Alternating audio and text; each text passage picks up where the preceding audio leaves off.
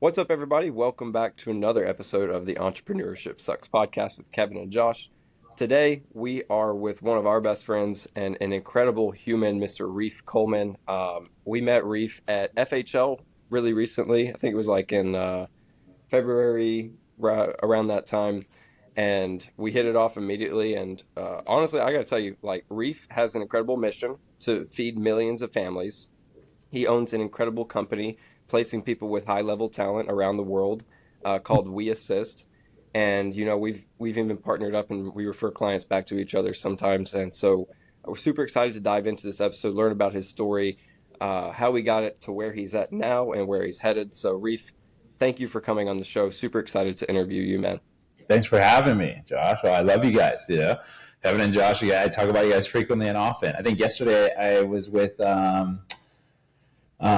Jimmy Allen, I believe, and we talked about both of you. Our good friends. Love the intros between our favorite people. I mean, Jimmy Allen, we raved about you guys and just like the nature of your being and who you are. So I see it on the podcast, on the potty, as they say, on the pod. Is that going to become what we call it now? We're getting on the potty. We're live again. I'm always like, hey, I gotta go take a potty. I gotta go get on a potty. I get a kick out of it. But no, yeah, he's we both just talked about how wonderful you guys are as human beings and examples of like what good friends can be, because in the entrepreneurial world, the circle gets smaller and smaller and tighter, and sometimes it almost feels like suffocating the people you have around you, or you don't have around you.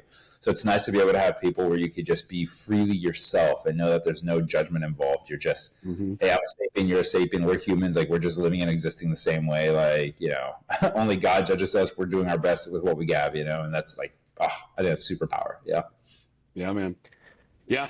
Feel the same way, dude. And for anybody who's watching or listening, be prepared. This episode might kind of get unhinged. This is just how we are. So, be prepared. I want to say that real quick. This episode is brought to you by our sponsor at LeadFi. Know your customers' buying power as soon as they opt in without even getting their social security number. So you know who you're hopping on sales calls with and if they can actually afford your offer. That's LeadFi. So Reef, I want to start things off the way that we always do, man. I'm sure you've seen a couple episodes. We like to ask people, what does entrepreneurship sucks mean to you?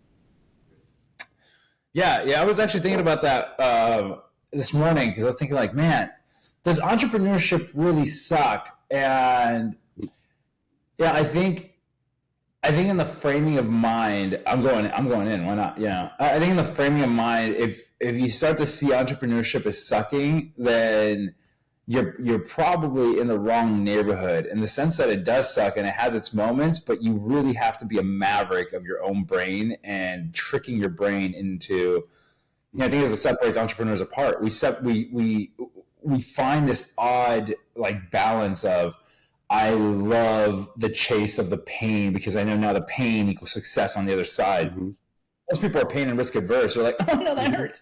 I'm in a comfy bed. And we're like, oh, today sucks? Great. Last time today sucked, I made 10x, and you're like, let's do it again. Mm-hmm. Doing that over and over again. The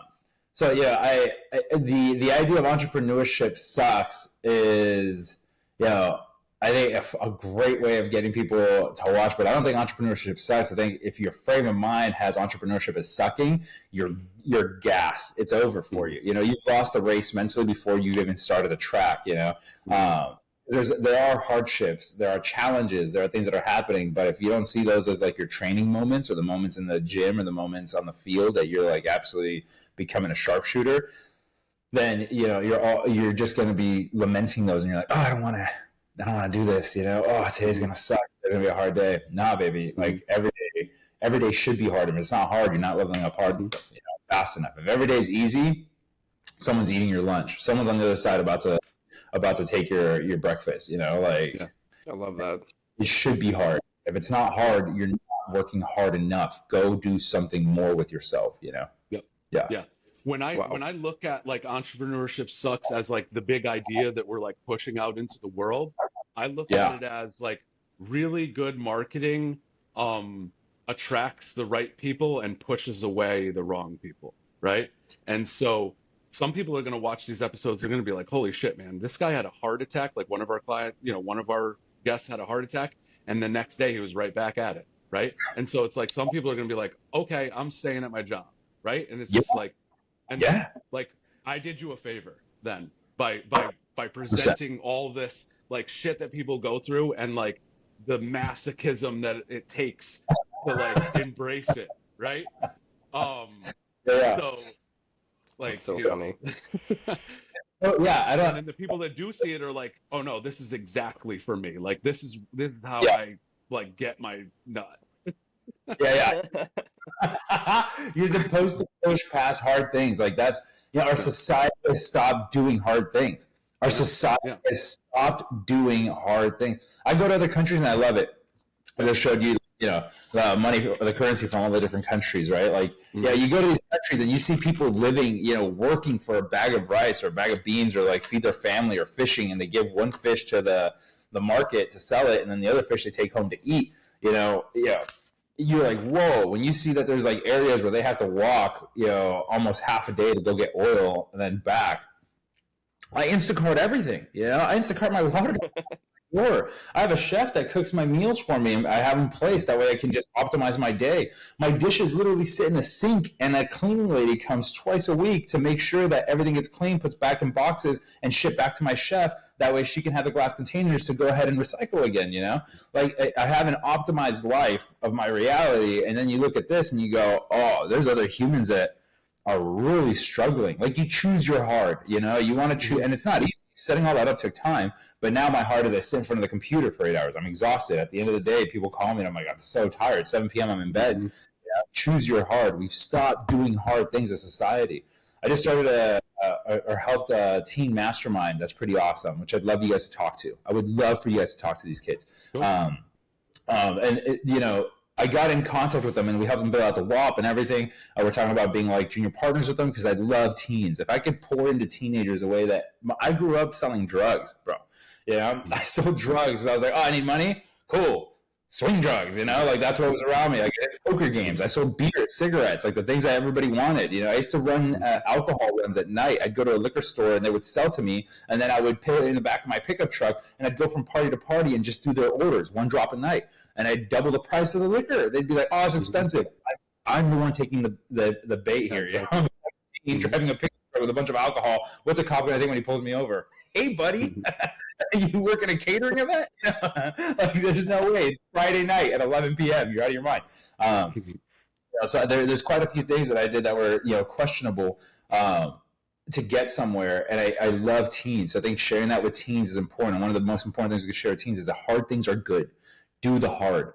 Be after the hard. Have a great decision tree. What is your decision tree of hard shit? What does that look like? Don't just do hard things to do hard things, because this is hard. Pushing against the wall is hard. It's not going to get me a result. What's your decision? Like, how much are you equating, like, what I'm about to push in that's hard, and what am I going to get as a result on the other side, It's one thing to, like you said, push against the wall, but it's a whole other thing to, like, rig the game in your favor. Like, do hard shit.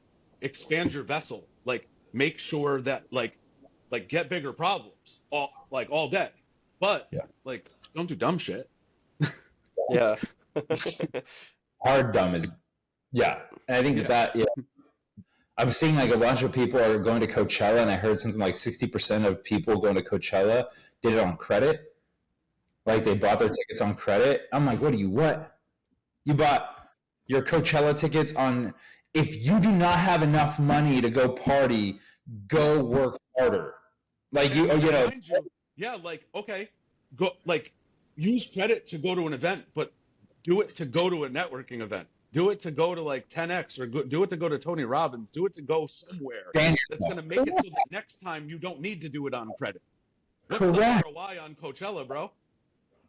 STDs. Yeah, I mean, it's totally STDs and LSD. They're going back double net negative. You just spend a bunch of time, a bunch of money on alcohol, but you've wasted a bunch. Not to say that partying is bad. I love partying. Don't get me wrong. I just got back from Cabo. I'm all about it. However, for anybody that doesn't know, like I like to watch Reef's Instagram. He's like when I was a kid, when we were kids, right? It was like where in the world is Carmen San Diego? Now my game is like where in the world is Reef Coleman? It's kind of fun. I'm gonna start doing like a pin game, like where am I today? You know, Yeah. I did that. Dude, Yeah. bro, like I gotta say, man, like the first time I met you, most people that you meet out and about, like they drink and they do stuff like that, but you do not.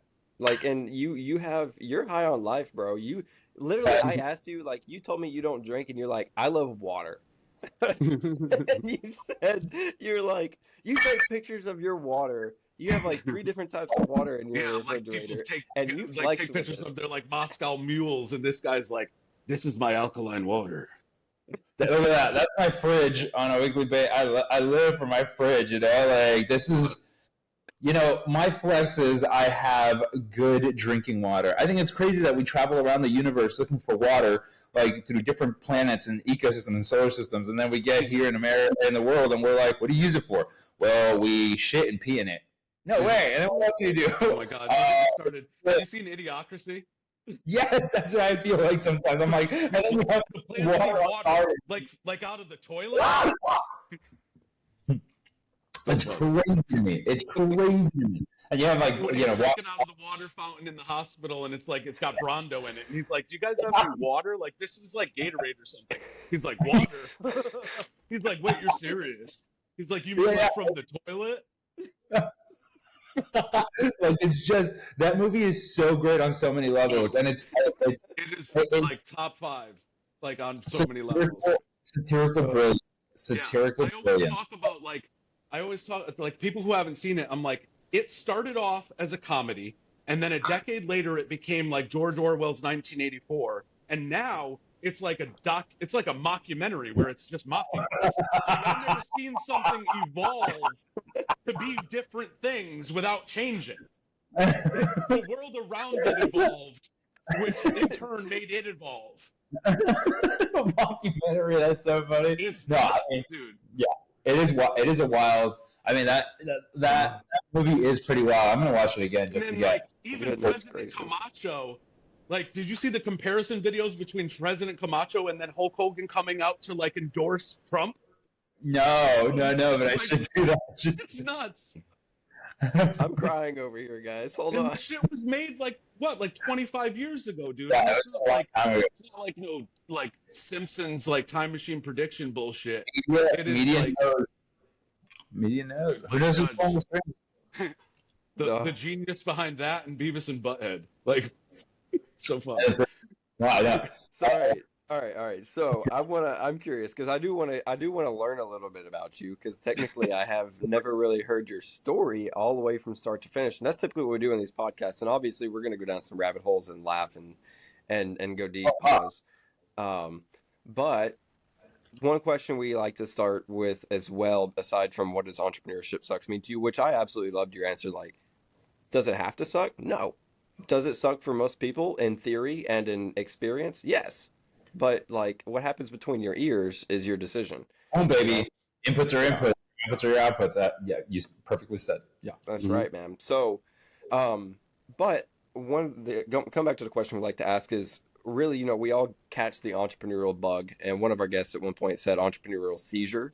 But at what point, like Brian Delaney, he started selling and flipping Jolly Ranchers in the 3rd grade. Like he would come to the school with these big bags of Jolly Ranchers and then sell them for like a quarter each. Yeah. And that's where it started for him. That's where he caught the entrepreneurial bug. What Sure. about you, man?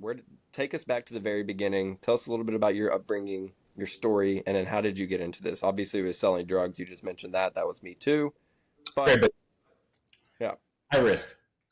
It really, everyone buys. Yeah, so it's the one business where you're trying not to kill your customer. You're like, please don't die from what I'm about to give you. 'Cause it's really hard to go find new customers. New user acquisition is. please don't die. You're like, come on. Yeah, no. Yeah, I believe in edifying the people around me. So I have to edify, the wonderful humans. So you'll hear about the wonderful humans that were in my life that truly impacted my life, and they're probably the ones that I give the most kudos to and homage. I'm very much a person of total ownership, and then also edification. I just love edifying, like the great people I have around me in my circle, right? Like you two.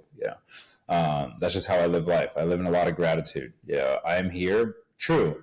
I'm not going to take away from the fact that I'm sitting here. I did the work. I put it in, I am the champion, kind of a mentality, if that makes sense. I'm not going to take away from that. But I think when you're around other champions, they get that. They're like, oh, I worked really hard to get here. You worked really hard to get here. Now what's the next layer after that? Total gratitude for the people around me, The people around me are just absolutely amazing, because amongst champions, they get that, if you're like on the Formula One paddock, you're around other drivers, you would never ask somebody in the stands to be like, hey, how do I do turn 7? They're like, make a lap, you're like, oh, wow, great telemetry. See that one coming. Yeah, I really appreciate your. But when you're around other champions, they're giving you the insights of, hey, the apex, you want to make sure that at 50 yards, you're really on third gear, dropping as fast as humanly possible, and then pump brake, and then come into it, right? Let it swing the nose in, and then dive in. That kind of like, telemetry of hitting an apex, understanding where to hit the curvature at what speed, depending on your car setup. That only comes from other F1 drivers, So when you're amongst champions, you're having champion level conversations. So I'm big on edification. Being around champions. Good. The conversation then's easier, When you're not around champions, they're like, I did this. I'm like, no way. Third grade T-ball? That's crazy.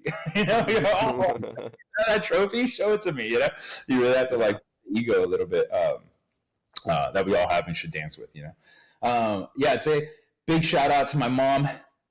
Madre, te amo. Sos una campeona. Gigante lo que sos, madre. I love you. She's a giant, she left Uruguay, South America, and left me with my grandma for 3 years to come to America and work. She crossed 2 borders. My mom was the definition of hardworking. My mom was abused from age 14 to 18. I won't say how, but you can only imagine, by a father figure. And she taught me a very important lesson from a young age. You can either let your situation define you, or you can define your situation. Hence the entrepreneurship sucks. Not for me, baby. I'm defining that one. I love the hardship. Give it to me. I want to grow. She was wonderful at that. And another big portion of what she really instilled was hard work. She took a challenge of coming to a country. She didn't know a lick of the language. She didn't learn it in Uruguay. She literally dropped in Guatemala, went up the Mexico, and then into San Diego. At the time in the 90s, super dangerous. Late 80s, coyotes. Los coyotes or coyotes, however you want to say it. Running around, paying $10,000 to get across the border. She absolutely killed it and crushed it to come to America. And without knowing anything of it, And in Mexico, I want to just share that America has a very lenient policy we're very kind to strangers. We're like, hey, you know what, we're going to deport you, kind of nice. Like, thank you for trying, but now you're going to zap more of our resources. Get on this. Thank you for trying. I'm all for deportation. I'll say that right here, right now, first and foremost. I think my dad reached out to me recently, because I know he doesn't have his papers, and he started reaching out to me out of the blue when President Trump got into office. I'm like, buddy, you weren't there when I was a kid. I can't be free when I'm an adult. It sucks to suck, buddy. She's on the other foot now. Child support that I never got. Here's my support you're not going to get, So sorry, I forget what his last name was. He's changed it sometimes. I'm sure he's drinking everything lukewarm, because the idea of ice and anything is terrifying to him. So sorry, I'm going to hell. That's my own father, my own blood, my own kin, whatever. Oh my goodness. Empathy, love the dude. We all go through our challenges in life, but we all make our choices. Major ownership. So that's right. Yeah, getting to a place where in Mexico, if you get caught, you get put in 6 months jail, in a Mexican jail, not just like American jail, it's a Mexican jail, and then they deport you. So you're really learning a lesson, by trying to get into their borders. So we're very lenient, So there's a lot more danger, high risk trying to go through Mexico. My mom did that. She not only did that, but she worked 3 like jobs. 3 people a year actually sneak into Mexico. Really? Yeah, there's like nobody. The shelves are empty. No one's trying to actually jump into Mexico. They're just going to Mexico to get to the U.S. They're never like, oh, I need to get to Mexico. You know, you don't hear about, not that I know of. I've never heard someone be like, I need to get to the promised land of Mexico, you know? Like no, I swear I'm just passing through. I promise. Yeah, exactly. That's what I would say. I'd be like, bro, I'm trying to get there, you know? If you had a fast pass or fast track, like it's a different way. Like, you guys just happen to be here. Nothing about you has anything to do with this except for geographic rotation. Like, if I had a boat, we wouldn't even be having this conversation. It'd be much easier, 100%. You know, I'm going Texas or probably San Diego. Nicer. Yeah. Working with what I got, dude. I'll see you. I got feet. I'm a bipedal hominid. Let me utilize it. Yeah, you know, my mom landed in San Diego and got dropped off in Los Angeles and collected cans and worked 3 jobs to make enough money to get us back over the border. At the time, it was $10,000 a person, and she needed 40-something thousand to get my grandma, my uncle, myself, and her back across. She had to pay for herself again, you know. So she worked for 3 years like a savage in Los Angeles. She showed me the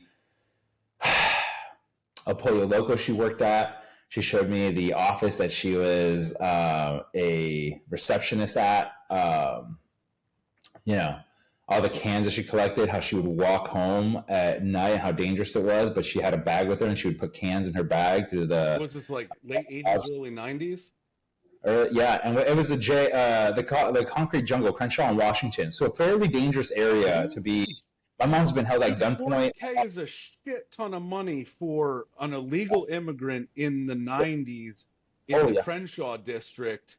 Oh yeah, that's why I don't hear anybody bullshit. Like, if we were to equate that to 2025, like that would be like 250 grand.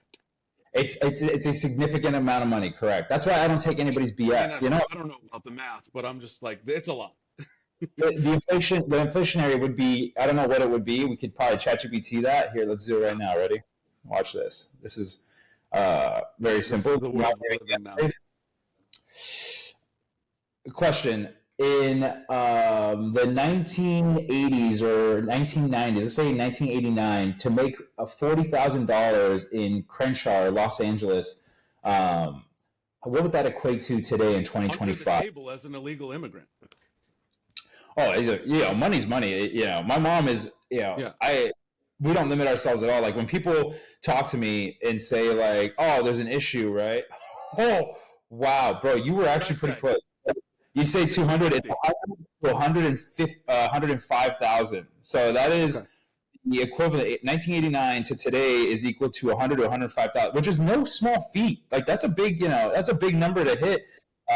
So my mom, you know, that's why I have no excuses for any. When someone tells me about their victim story or their issue or whatever, like, well, you have to understand like this DEI thing. You know, everyone's like, we're gonna get canceled here. Yeah, I don't care. This is my chance. I'm here. I'm talking. This is my lips, my mouth, and I get to use it freely.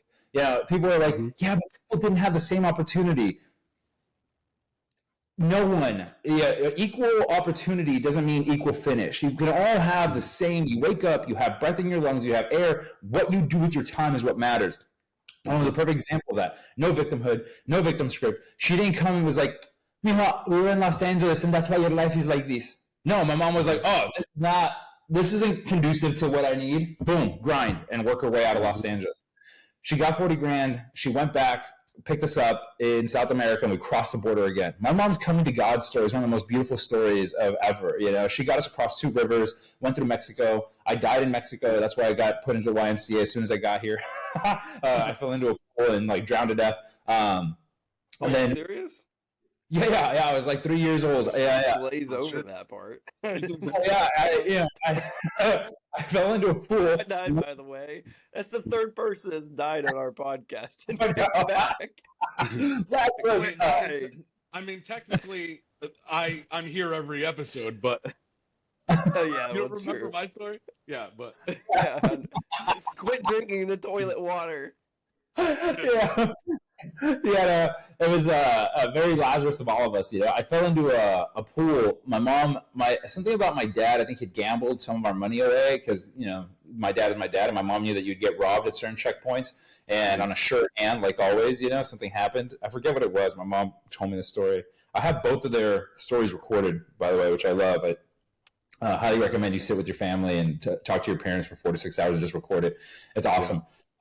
And my mom ended up having to work in Mexico to make some money, sadly enough. And she had friends along the way and ended up working at a party. And I remember, I guess the story, all I remember in Mexico is burning my hand horrendously. My mom said that I had touched a hot fire at one point and had really bad 3rd-degree burns, and I, just kept my hand over the fire, oddly enough. And then but the drowning thing, I don't recall. You were trying to expand your pain vessel. This is what we were talking about before we came on, man. I was like, "What's this?" I'm an idiot. Some begins. Yeah. I also like to cut myself. No, I'm just kidding. To anybody out there, that's a horrible thing. I apologize. Your journey, I love you all. And if you need any help, give me a call. I have no problem being there for you. It was. I guess I had walked into water or into a pool, and my mom said that she tried to pull people back and couldn't reach me fast enough. She got a pool scooper and got me out. And luckily, there was a doctor there. But I was, and the doctor resuscitated me. But if the doctor would have been at the party, who knows what would have happened to me? About 30-something or 40-something seconds that I was not responsive. So that's always interesting, but now I have a love for water. I love surfing and, doing all these things. But you're right, I should just glaze over that. But my mom's story is a fascinating one. Watch your kids at the pool. 100%. Yeah. It's dangerous. Or learn to swim. My mom didn't know how to swim, My mom, she still doesn't know how to swim. Everyone should learn how to swim. That's like a good idea as if you're going to be surviving in any kind of terrain, swimming is an important one. Tread water. I'm very grateful. At a very young age, my grandmother taught me to swim and to read. And those have been 2 very important skills. You got one up on me. I can only swim, So you're crushing it. That's just so good. Is that why you talk to ChatGPT instead of type? That's exactly why, and I haven't talked back. It's the only relationship I have that's been consistent for God knows how long. This has been around for 2 years now. Hard to find a 2-year-long relationship nowadays. So thank you, ChatGPT. It definitely went through its ugly duckling phase. So yeah, I knew it was like I used to be a fat computer. It can relate to you. At least it understands the human. I used to have back knee. You're like, oh, I love you, ChatGPT. Thank you. Tell me about your club foot again, ChatGPT. All the people listening to this are like, Clubfoot. Fat computers. I didn't hear the prelude of 15 minutes of it. I don't know about you, Joshua, but I'm here for me. I'm not here for anybody else. True listeners, right? This is my no. We're not here for you guys, by the way. Oh, Reef, man. Have a good time and chat with people, Yeah, my mom's an absolute soldier. She dragged us across the border. She had gun held to her several times, and it was the crossing into the U.S. at the time. You would have to walk in the desert. They gave you 2 1-gallon bottles of water that you would carry. But since she was carrying me, she only had 1 1-gallon bottle. So you have, half the water, twice the mouths. And then my grandma, my uncle, I started crying. They're bitch. And they held a gun to my mom's head and said, drop the baby or we drop you. And mom was like, no. So she followed the group 50 yards back. And she's walking through the desert. And at one point, she feels a gust of wind on a still night. Drop the baby or we drop you is the craziest thing I've heard all year. Yeah, my mom's the amount of times my mom's been held at gunpoint and she's told me is like, how many of it, that's yeah, exactly. Being held at gunpoint, you're like, that's pretty interesting. For me. You feel that some people never recover from that. My mom has had instances. I hear some people, 2 parts. The one thing is like, no opportunity. The other thing is like, I have this trauma. meh. Some people have a paper cut and they're like, I can't touch paper ever again. Like they're just fragile mentally. Like, suck it up, get back on the horse and figure it out. I don't care for your victim script, and I'm not here. I'm not the one to listen. Like, I love you. I care about you as a human and what you're experiencing, but tell me about your success stories. I had a great mentor, Alvaro Garcia, wonderful human. He would tell me, anything outside of the results an excuse, Reef. Don't bring me excuses. I don't want to hear anything. I want fucking results, And I'd be like, Alvaro, but are you going to tell me how you did this? Or are you going to tell me some bullshit story about how you didn't do this? And I was like, well, I just got listen to me. I want to hear how I pay you for solutions, not for problems. Go. And I would leave the stomping. People have lost that mentality. He taught me so much. I come back now and I'm the same way in my business. Tell me your successes. I don't want to hear your, no. How did you achieve? Tell me that. I want to only be around other heroes. I want to be around other people that achieve, that win, that succeed, that are telling me their success story. They're giving me data on what they learned through their journey. Not, the world is this, and that's why I'm like this. Man, cool. I got 50 of those. You want me to come bring them out? Because we could sit here all day licking our wounds and being like, you too. I don't care. Like, it doesn't get me to the next level. If anything, we're just sitting here stroking each other, feeling bad for ourselves. Like, how fun. Not for me. Thank you. Yeah. My mom has had instances that any human being, I think most would be like, I need to go to therapy, negative. Right. My mom is just like, well, happened. What's the next step? I got to keep going because life doesn't care about my BS story, right? My bullshit story. So yeah, she's now walking through the desert, absolute savage.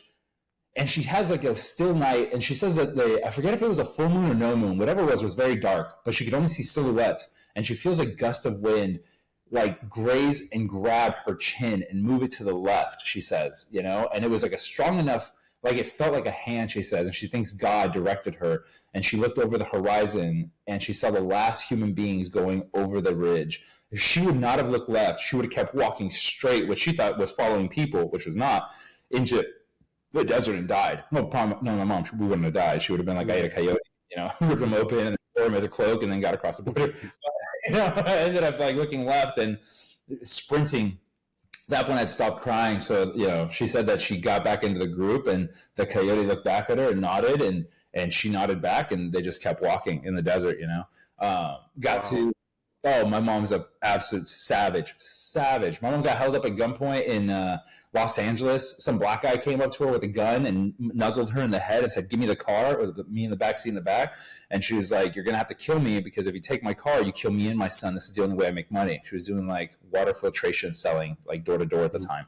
Like, you're going to have to like kill me because if you take my car, you kill me and my son. Like, it's just no go. And the guy was just like, you crazy bitch. And like ran off and nuzzled her again. She's got like a bit of a scar or whatever. So several times my mom's been held at gunpoint. She's just like, what up, shoot me. She's just such a like, she's just like, what are you going to do? You think that scares me? I crossed 2 rivers, I've been attacked since age 14. I've had to overcome an abusive husband, my father, right? That was a drug addict that would throw her against the wall. She had to learn to fight. Literally in her own household, she had to learn to box, Like, no, my mom nothing stops my mom. My mom is an absolute beast of a savage of a human being. So in that time, would get dragged up to the front gate, a fence, there's a cut hole in the fence, you run across the gap, and there's a house, like a Chula Vista area, several houses with dog houses to the backyard. You run inside the dog house, then a van comes and open the van, you run out of the dog house and into the van, and then you get dropped into a holding house, and then they disperse you into the U.S., But they rob you at every point. Like when you get to the Mexico border, they say, hey, checkpoint tax.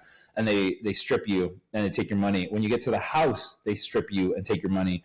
So there's a tax at every stop. So usually people end up with $0 by the time they get across the border. And you're left like, or some people get, before they get across the border, are stripped by taxes.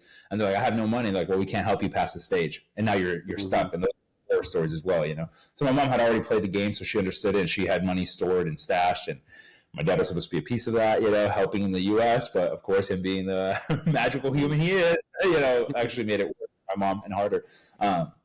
So big shout out to my mom. I'd say my ethics, my hard work, my determination, like who I am as an absolute grunt on the front lines comes to my mom. My mom was that human. She's that as they say it now, the kids say, she's that bitch, you know. She, she's just a hardcore human. She's such a fucking savage. She's an awesome human being. So yeah, my mom is top notch. One of the people I have to thank most for, you know, who I am today and overcoming so much. Entrepreneurially, that's probably my behavioral pattern. Entrepreneurially, my earliest story of selling things was probably when I was like 8 and 9. I think that, what's the third grade? How old are you in the third grade? How old are you usually when you're 9? Yeah, I think so, right? Let's see what it says. Most kids in third grade are usually 8, 9 years old, depending on their birthday falls in the school year. Yeah, 8, 9. So, yeah, I tell the story so much, I want to make sure it's accurate. Now I can ask these questions. So yeah, 8, 9, and I live in an apartment complex with like 20 complexes. My mom had done such a good job of getting us from Los Angeles out to Alhambra, out to South Pasadena, to Rosemead, San Gabriel area, like constantly moving out of the hub of Los Angeles away from the inner circle of it, you know, the impact zone. So it was really like a lot of my mom struggling, working 3 jobs. I still remember her like sleeping 2 or 4 hours a night. You know, we lived in an apartment complex. It was a 2-bedroom. We had like 5 or 6 people in that 2-bedroom. It was really crowded, and we were just like trying to make it and survive. You know, it took my mom it took us 16 years to get our citizenship. A lot of lawyers, and Bro, I still cry when I hear the Pledge of Allegiance. If I see someone kneel during the Pledge of Allegiance next to me, I push them down like immediately. I'm like, get lower. You know, like you need to kiss the dirt you're kneeling on. You don't understand the beauty of the brilliance of the country you stand on. If you have a problem here, I hope to make enough money to ship people to Venezuela for 6 months. Cost free. Like I'll buy your plane ticket. But the rule is you have to land there with $0 American and try to figure it out in Venezuela or Cuba or wherever else, you know, like get after it. You know, I have no remorse for how beautiful this country is and this land, and we're not perfect by any means, but just like any relationship, we work on it. You know, like I love America. I red, white, and blue diehard American, you know. So yeah, we lived in apartment complexes, and I started picking up trash from different units because they had trash cans, and they used to have like these car parks, and we put boards on them, and we would walk across the car parks, and we'd play games and all this other stuff with the other kids. I remember one of us falling and breaking our arm, and we were just like, "Oh no!" You know, like, what do we do now? Split, you know. And little Timmy's there, like mangled arm, and we just all jammed. We're like, we're all gonna get in trouble. We're not supposed to play back here. But I started finding stuff in the trash and polishing it. One of my favorites was like these 4 golden plates. This is where I learned the value of intrinsic value versus extrinsic value, you know, what it means to one person to another. It was 4 plates, golden plates, and one was bent. And I tried to bend it back into shape, and I was like, oh man, this is going to be incomplete. I just threw the 4th plate away, and then I had these 3 plates, and then but they were trying to polish them up, and I sold them to somebody else, and I remember $20 at the time to me was big money, you know. So like, here you go, $20, and they were like, oh, these are beautiful, and they put them in the living room, you know. And I realized like, whoa, you know, to the person that had them, it's incomplete because they had 4 plates, but now this is 3 plates brand new to somebody else. And I still remember that like little like moment in my mind being like, that's. So people started telling my mom, like, hey, if your son runs across this, a fan, if your son runs across this, can you help him get it from me? If your son runs across this. So Tuesdays and Thursdays, I'd be running across like through the trash cans, looking for stuff to bring back, to sell it to other people that had given me like a short list of things to collect from trash cans and cleaning it up, you know, like bikes. Yeah. Enter some of the weird stories. I've been stabbed by needles. I've been razor blades cut open, like very questionable with blood on them. So God, you know, that I don't have like AIDS or some crazy disease, like awesome. Digging through the trash? Yeah, correct. I remember like punching a light bulb in a bag, not knowing, and it was a fluorescent, and it just like cut my hand open. You know, maybe that's why my immune system is so strong. I don't know. Maybe we should. That's crazy. Yeah. So yeah, that's probably my youngest entrepreneurial like start journey of, you know. Then I got into a gang and shaved my head or kind of like buzzed my head, and my mom was like, we got to get out of this area, and she moved us to the next town. You know, we leveled up again. Yeah, that'd be my earliest entrepreneurial story. Sorry, that was long-winded. Yeah, No, that's cool. I love it. Jam-packed full of fucking crazy shit, man. My mom as well. Yeah. I've had a very, I've had what I've heard from ex-girlfriends is you've lived like 17 or 20 lives in one lifetime. And I think we all have, it just depends on how high and low your lives have been and how you tell that story, collect your Mm-hmm. success stories, collect your pity stories, how have you overcome? How has that created you to the Yeah. man and person human being you are And today? Yep. and that's what we're here for, man. That's exactly what we talk about on every episode, man. It's like, yeah, entrepreneurship sucks, but what did you do to overcome it? Like, how did you continue to level up and expand your ability to tolerate it, right? So yeah, that's exactly what long-winded or not, man. It was fucking entrancing, or whatever the fuck, right? Yeah. Whatever the word that I'm trying to say is. What do I do with my hands? I was in a trance. But snake weaver. No, yeah, my mom's pretty. Pokemon cards I've sold. I had poker games in high school. My house, like I did a felt table and wrapped it. Plywood from Home Depot. I would go to the Indian store that knew my mom, so she would sell me the cartons of cigarettes for my mom.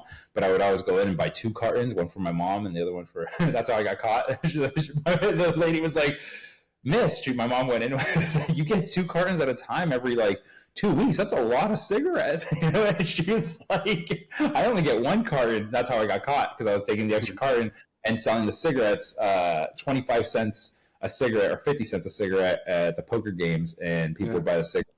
Or $10 for the pack. To me, because they were Indian, not the actual ones, were like $3 or $2.50. So I was making a good turn there. My uncle would help me buy beer bottles, and I would sell the bottles at the poker games. Like 2 chips, essentially $2. And I was just having a blast. Like running the games. I stopped the poker games in high school because my mom used to work at a bar, so she'd leave at like 7 p.m. or 6 p.m. and then come back at like 3 or 4 in the morning. I would, I was like, okay, everyone's got to leave by 3, and then we pack it up and go to bed and stuff.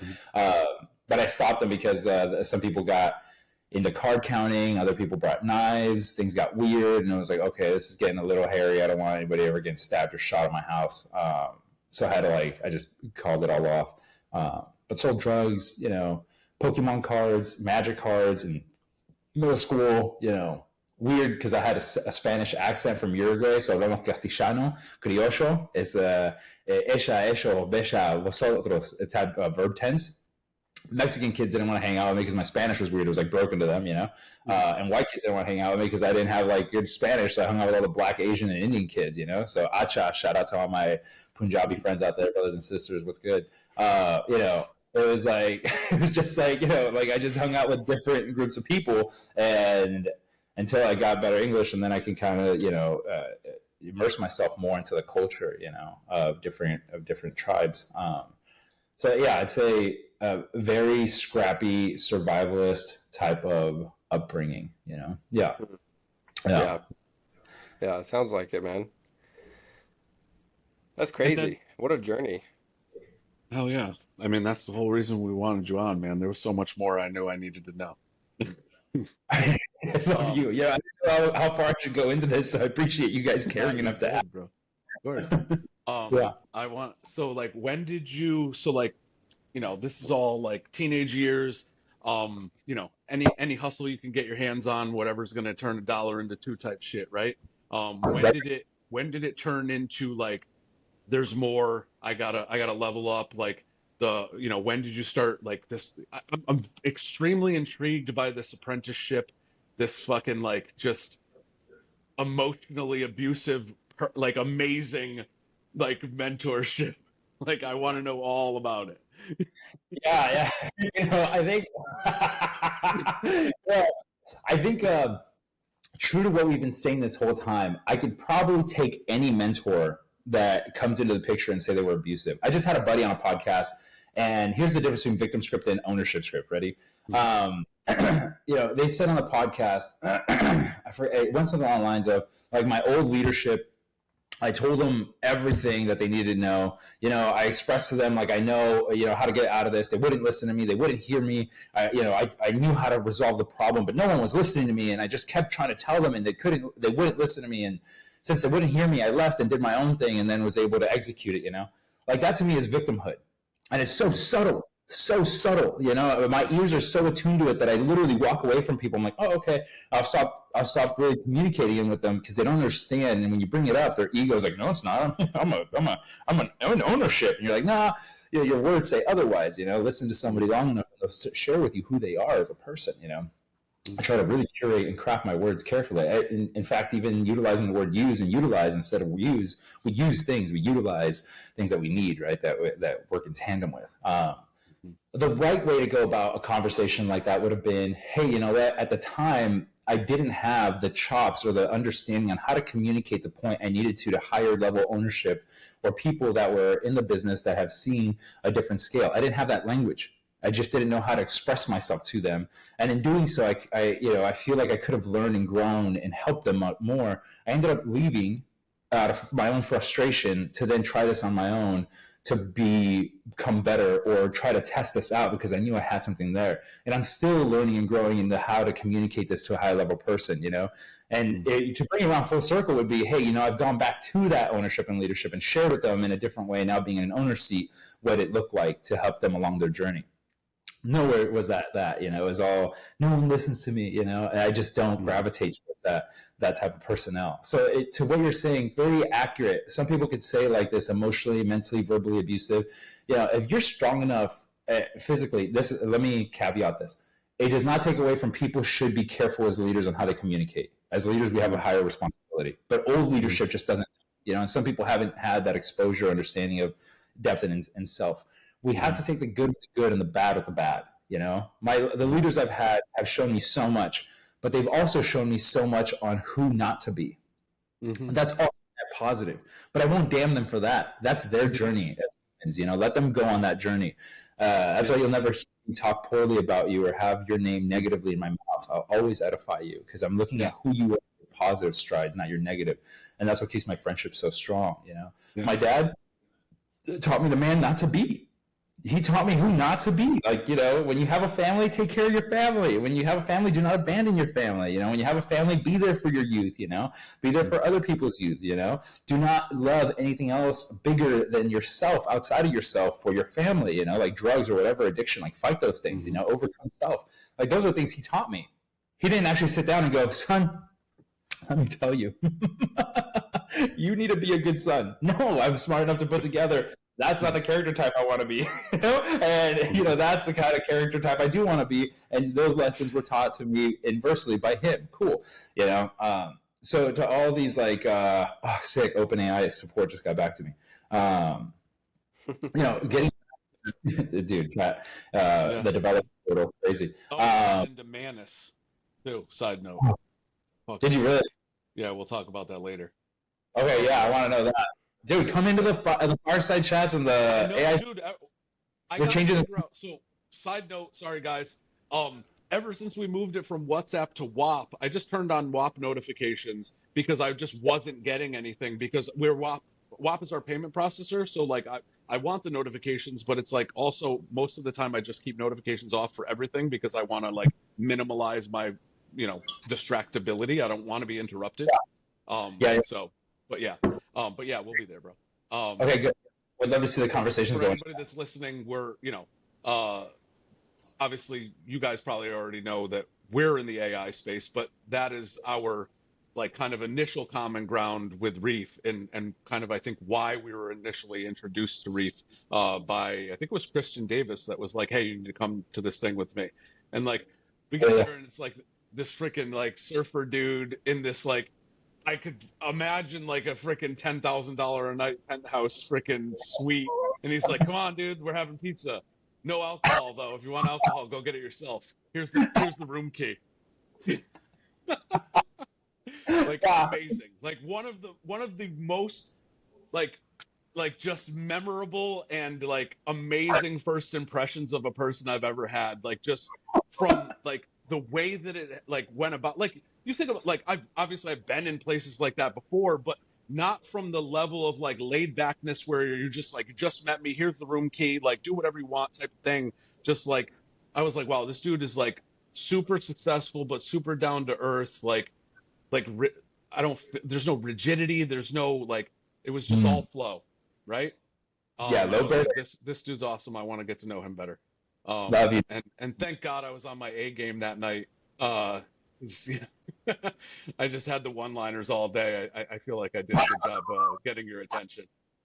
No, you were awesome. I remember you being like, "Can I let this other person up?" And like you were helping. You were masterful. I appreciate you. Yeah, I think the more vulnerable. I think business, and we'll go back to the leadership thing in a second. But I think in business, the more vulnerable you could be, or the more you search into self, the more successful you are long term. The ROI or ROE is the return on effort.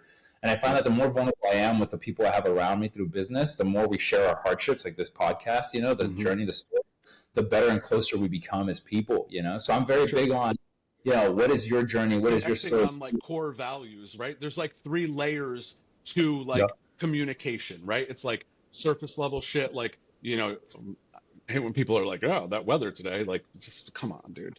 Like, like right? It's like, tell me about your darkest trauma. Nice to meet you. Yeah, you did, right? I get deep fast, and I don't care for shallow conversation. Absolutely. Yeah. Even in that, I remember I forget who it was that came up to me after and said, I was waiting for you to pitch, and you didn't pitch. And I was like, "What do you mean?" He's like, "Everyone always, you get a room like this, and you ask for the money. You didn't ask for the money. You just like, shared game, and then you like said, okay, go call somebody you love and tell them how much they've impacted your life, and you were off, And he was like, he was just mind blown. He's like, you wait for this room just to bring people up, feed them, and then have an open conversation, but then not ask for anything. And I've gotten quite a few customers from that interaction, but that's not the way I operate. I'm not, I'm not a sales pitch. I am. Do we connect humanistically? And if we connect as humans, we will do something in the future. What that is, who knows, But it's it's going to be there. So very much aligned with that depth. Yeah. I don't know if I've mentioned to you, but like just from we're talking about a couple hours here out of our life, and the relationships that have come from that have been mutually beneficial in our world, and the value that we've been able to bring to those people and those relationships. It's like, those 2 hours are probably going to continue to trickle out into our life for years to come, which is so incredible, so crazy, right? Between our friendship with you, the friends that we've introduced you to, the people that you've introduced us to, like the people that we met in that room that have now turned into, like one of them turned into, we took all our clients from one AI service provider and moved them all over to this voice AI provider. So it's like so many different things have come from those 2 hours. So I just wanted to tell you how amazing that is, for you to put together something like that and have so much of an impact even here months later on just us. I could imagine everyone, right? If we were to get them all together and say what came from these 2 hours. Wow. Thank you. Yeah. I'm very grateful for you saying that. I think a lot of people share, their negative stories, but it's good to share positive. I was just talking to Jimmy about this. It's good to share with each other like the positive impact you've had on somebody, because I had no idea that was that impactful for you. I'm just a human. I'm just doing my best. See, that's another one right there, right? Like we're good friends with Jimmy, and we're like, you need to meet Reef, right? So that's another one. And so many things. Every intro you've introed me to has been top quality, top tier people. That was Jenny, I think, right? Awesome. Huge. Jenna and Jimmy. Jimmy, yeah.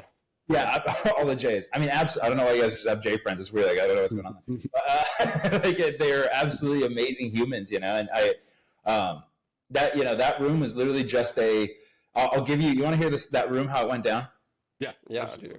So I got to Las Vegas. We had just traveled. I had all my surfboards with me. I think you guys have probably seen, my Instagram. I saw them in the room at the hotel. Yeah. Yeah, they were. Yeah, everything's like in there. I'm trying to like, hey, how do I figure out how to, get these boards here? I ended up taking a. This is a trip. What is life, huh? Like, life is absolutely fascinating. I ended up taking a limo to the. To be able to fit the surfboards. I couldn't fit the surfboards any other way. Yeah. So here I am, So I have a little rent a limo. Which is fascinating. And I used to drive Uber for him. So there I am in a limo having a reflection moment, right? But this is what I'm seeing the taxi, there's no taxi to be able to take with surfboards. So this guy comes up, this limo driver is like, hey, do you need a limo? And I was like, you know what? I might actually. So I'm one guy, and I'm blessed enough to be able to pay for a limo driver to drive me to, the Wynn or whatever we were at. What was it? The Phoenician? Whatever it was. Yeah. And I'm just thinking to myself, like, I'm driving a limo to what I used to drive was Uber, and now I'm actually taking a limo with surfboards to get dropped off at this, like hotel, which luckily for me, being part of Fast Lane Drive, which is a exotic car club, there's a CEO of Las Vegas Fast Lane Drive, has all the connections to the hotels, So he's like, bro, I got you this, like, full nice stay. I was like, thanks, bro. Like, I appreciate you. Cool. I digress. I had remembered coming to a Capital event, which was all on financial investors, and the way they operated was the actual investors themselves were up in the penthouses, and then they had the guys running around the floor getting businesses that they thought were good models, and they would bring them up to the penthouses where the investors were, the big money investors, and I would just see lines of people sitting outside the penthouse doors waiting to go in because they were just waiting to pitch the business, So you had these runners run and try to find a business, and then these people that would then invest in it up in the rooms, So it was just fascinating to see that. And I thought, man, one day I want to have a penthouse and invite people up and just have great high-level conversations. I'm going to do that one day. Well, finances weren't there at the current moment because I tracked their P&L. I'm like, you got to make sure you run your life off your P&L and don't, just be very careful with where the money's going and coming, So I ended up going, you know what, we're just not going to get the regular room, have a good room, whatever. Next morning, 2 deals. I'm at a conference. I have to say thank you to my team. Edify your team. I have an amazing team behind me of offshore professionals and outsourced team members that are just absolutely killers. Jane, Briones, absolute savage. Michelle, Kate, Reese. All these people are just absolute savages. Micah, a team of 17 that is just whoa.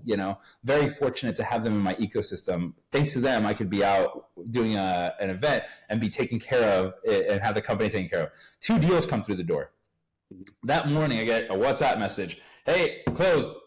Half an hour later, closed. I was like, oh, okay. All right. So now I'm like, this makes sense. Let's go down and get the penthouse. Went downstairs and just said, hey, what's the penthouse cost? X amount of dollars, Y amount of dollars. Like, okay, well, we're with this group. Oh, for you, sir, here you go. Right. Different price. I was like, cool. This is great. Boom. Lock it in for the next 3 days. And I'm like, I'm going to utilize this room and have breakfast and dinners here, breakfast and dinners. And that's what I did. I rotated the next 2 nights, breakfast and dinners, and just invited people up and had conversations with great high-level people. Partly, number one, the experience of being in a penthouse is very special. Number two, you need to be where you're going to be one day. I sometimes go view houses at $1 million. Where you're going to be. You got to be there. I go to yacht shows or I go to whatever else because I want to experience what that's like to be in these things. What does my sapienhood, my body walking through these things feel like, energetically and humanistically? I'm like, I'm touching this, for the first time, I think it's good to realize that we are bipedal hominids doing life for the first time. So we have to give empathy to everything and everybody around us because they're doing it for the first time too. My dad, empathy level. My mom, empathy. That's why you never hear me say anything negative about other humans. We're all figuring it out. It's the first time Reef Coleman is doing Reef Coleman on April 17th, Thursday at 9:46 a.m. Have you done this day before? None of us have done Groundhog's Day. We're all here now for the very first freaking time, and that in itself is incredibly special, So in order to really live that to its fullest experience is getting people and putting them in ecosystems that they wouldn't regularly be able to put themselves in. And this will come back to the entrepreneur thing that we talked about earlier, the person that changed my life. But here I am. Look at all the surfboards in the back of that pickup truck, Yep. This is a crazy weekend, of just like fun times. But here, let's see if it plays it one more time. Hopefully it'll start at the beginning. Shout out to my content team. There it is. Oh, man. Truck that we rented to drive back to Arizona, like just absolute like shenanigans of life. Getting people up to that room is what changed my life, and I say that in the sense of we're talking about the entrepreneurs to come back full circle. ADHD, I'll always do that for you. I'll bring it back to the center. Right? It was Ian Blair who changed my life, the Blair family. flat out. Ian Blair's dad, Larry Blair, who's a wonderful human being and like a father figure to me. He's closer to me than my dad is. Invented the Ethernet card. The way every computer gets internet is thanks to him and his team in the 80s. He also worked for Kodak. Wow. As well. Kodak's sweater, and I love photography because of him, the impact he's had in my life. I knew Ian for quite a while in college. He was downstairs and I was upstairs. We lived in a house with 14 guys in it. These 14 human beings were, it was a Christian non-denominational school called APU, it was Pacific University. And I was going to the community college next door, Citrus College. I was working 4 jobs and did 16 units to try to get, enough revenue to pay my rent and also pay my mom for rent. Most people, have a full ride or whatever. They have your parents like money put away. I had to work to pay for my school and pay my mom at the same time and like try to survive in a house and feed myself. 4 jobs, 16 units. It was a time where on Christmas break and Thanksgiving break, I would get sick because my body, I was like sleeping 4 hours or 3 hours a night sometimes. And it was just like, again, your hero story, no victim script. I just pushed through hard shit to get to where I am today. Where other people said, no, I don't want to do that. I said yes to that opportunity. And because I said yes and put myself through hardship, I have an outcome that most people don't have. So if you want to simply put yourself through hardship, if you want an outcome that most people don't have, put yourself through that hardship. That's what separates you from other humans, period, in the story. Do what separates you from other humans, So Ian and Alvaro, I meet Ian and Alvaro on the same season. Alvaro, and I'll say one before the other, Ian shifted my life because I had known him for 2 years, and I didn't know who he was or what he was, and I remember he was like, I gotta go to my mom's house, come with me, you'll help me out. And I was like, okay. So we drive to his mom's house in Laguna Niguel, and it's a $28 million home off the side of a cliff in Emerald Bay. And I'm like, what is this? I've never been in anything that, it was a hotel to me. I haven't been in hotels that nice, let alone like that house, and he starts playing piano. I'm like, you play piano? How, where, who are you? And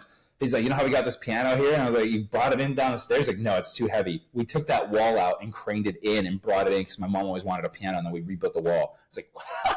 You what? Like, it just was mind-blowing to me, I was like, I can't believe, I even touch you. Like, I've wrestled you. I can't, are you insured? Like, I shouldn't be like, are you insured? Yeah, you should be bubble wrap progressive, Like, it was a pretty fascinating time for me to and he was like, I love Reef. Like, you've never treated me any different. You just treated me like a human, like you never were after me because of my, who I am. You just love me as a person. And I was like, dude, I love you as a human being, but also I didn't know this. Like, this might have changed things. I'm terrified to like, like I'm not even gonna punch you ever again. I'll still punch him. It's good. He needs it. Punch him. Yeah, it's humble, Shout out to Ian Blair and the Blair family. Changed my life, drastically and dramatically. I always edify them. Ian is just sold Buildfire, a mobile app agency. He owns Laundry Sauce now. He's working on 3 other e-com projects utilizing AI. He's going to be joining the AI spaces and dropping in there every once in a while and sharing some game. $20 million company in 18 months, 16 months, just literally from ad spend and negotiating CAC, cost of acquisition versus LTV, nice. And ad spend, ROAS, return on ad spend. So he just calculated these formulas and just creating moving boxes. Like, he's just a savage in that regard.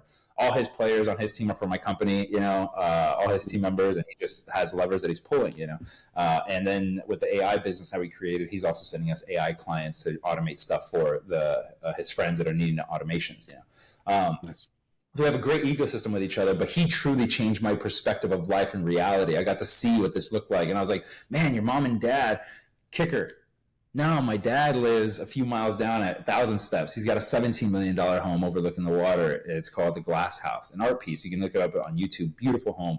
The video that you see with the McLaren dropping into the living room is his dad's McLaren. I've sat in that very seat looking like, yo, what is this place, And you start to be exposed to places like that, and it changes your reality, your frame of mind, or the way you think about the world. Where is the house? 1,000 Steps. It's called the Glass House. Go ahead and YouTube here, and you'll be able to find it. I think what I want to start doing on the podcast actually is the whole like like Joe Rogan thing where they pull shit up and show it. Yeah, we need that incorporated into our fucking. Share Yeah, option. we Oh, can. that's, There's a Definitely share do. option. There is a share option. Yeah. bro, I'll do Yeah, this. you can share the screen.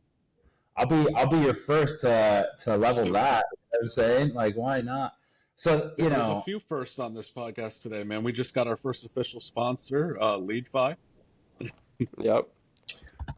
dude. I mean, I would love to be a sponsor. Let me know how. Yeah, yeah. Uh, Let's talk about it later for sure.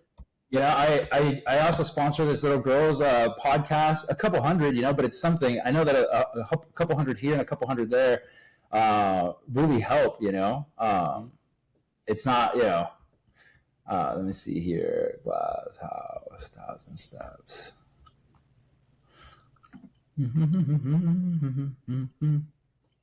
So it's an orbital right home, I think, is what it is. Oh, here it is. All right, share. Come on, baby. Screen, window, bump. Oh, we're doing this live. Welcome, Joe Rogan. So this is this house here was that house, and it was absolutely magisterial of a home. Here's the car coming down. This again to me was like, as his dad's. Mhm. So sexy. Oh, the cars he's had are amazing. I was there when Ian got his 600 LT. Uh, you know, I mean, they've owned P1s, like absolute, savage of vehicles. This living room with art all the way down to the bottom. This house Wow. is something special. Yeah. And living there and being there, getting to see that house, was pretty awe-inspiring. It created a thought process in me of how do I one day achieve this. So going to that house was absolutely incredible. I remember I cried when they sold it, actually. I was so heartbroken when that house sold. I loved it. I had such a connection to it. I've also been a very good teacher, instrumental in sharing, like, hey, things are just physical, let them go, instead of like being attached to things so tightly, which is very important. Oh my goodness. Look at that. It's an art house. Orville Wright, I think, was I might be butchering that. I forget who the famous architect is. But I think that was who ended up putting that together. Would you not be sitting on that back porch like 24/7? We did. I actually slept out on that porch. A few nights when I came home, and I always loved camping, so I'd be outside and get like I'd get a blanket or a sleeping bag, and I'd sleep on the porch and wake up to the ocean. Like some of the most beautiful moments of my life have been overlooking that. Incredible. Full throttle for sure. So this was one of your good friend's father's house, you said, right? Ian Blair. Ian Blair is the one that Ian changed my Blair. life. This guy's had more of an impact in my life than I can note. There have been a few sapiens that have walked into my life that have had an absolute tremendous, like, life-altering, changing impact in my life, and he's one of them, to say the least. So,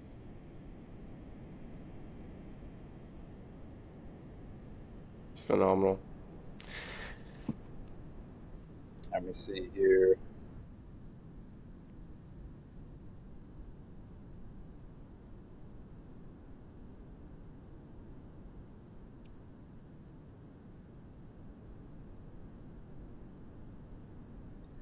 Yeah, I mean, this house is something special.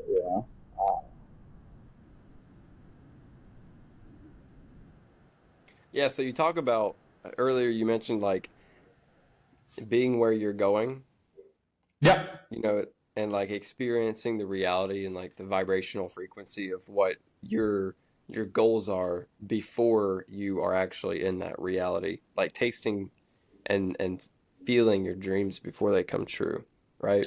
Yeah, big part. And so it's and you do a lot of that, man. I mean, I see you on Instagram, you're you're living the life, man. And obviously it hasn't come without obvious struggle and some suck of the entrepreneurship and even not just entrepreneurship, but just like hardship coming here with your mom and your upbringing and surviving and just making a way and figuring out how you're gonna, how you're gonna survive. It sounds like it was a lot of survival up until this point. Now you're in this opportunity where you get to thrive and where you have options and you get to taste and see what, what the fruit of your labor uh, is. And it looks like you're still, from my perspective, like with the cars and like you, as much as you travel, um, but also with your, call it philanthropy, but like your mission to feed millions of families and Mhm. like your, why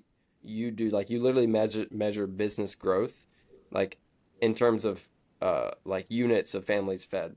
Mhm. Like that's the measure, the KPI that you track for. Yeah, yeah. And we're Mine is sales just guys, so KPI is everything for us. And so I would love to talk about that a little bit more on kind of bringing us up to speed with how you got to where you're at now and like uh, closing that gap. And so we can talk a little bit more about where you're heading. Well, wait, before we get into that, I want to hear about the mentorship. This was one of the major things that I wanted him to dig Right, into. right. yeah. Okay, cool.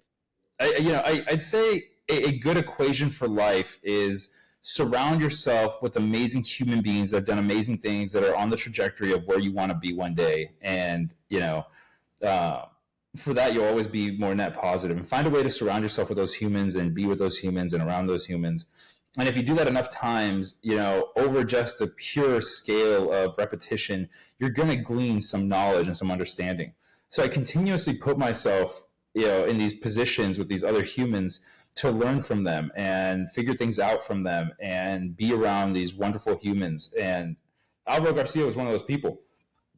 I just really enjoy the mind and the brain, and I still do it. Who is it? Joe Polish, Dan Fleshman, Patel, Ian Blair, Larry Blair, you guys, like there's people that I put in my circle that I'm like, oh, I really want to learn from these humans. And that's been incredibly advantageous. So Ian, big part of my reality and my walk, here we are. Here's Ian, and this is 2018. Ian and Larry and I had dinner together. That's his dad, and that's Ian, young Ian. We're just talking about life and business and things happening. It was my first time sitting at a dinner table with them where we talked about, we had actually talked about finances. In my household, finances were an evil thing. You don't talk about finances. You don't talk about money. Those things are big faux pas. You only talk about, other people. That's why one of my core values is we don't talk about people. We talk about projects, Yeah, yeah, but, yeah. well, people tend not to, understand the importance of that. So Ian Blair really did shift my humanity in so many ways that it's hard for me to actually fathom and explain to people how much of a shift that relationship or that friendship has created for me. So I just want to edify, that human as a whole. Let me save this here. I'm almost to it. So there's a photo of me hanging out in that house as like the cars are coming down with my buddy or my brother Austin. It just was at his bachelor party. He's getting, married here.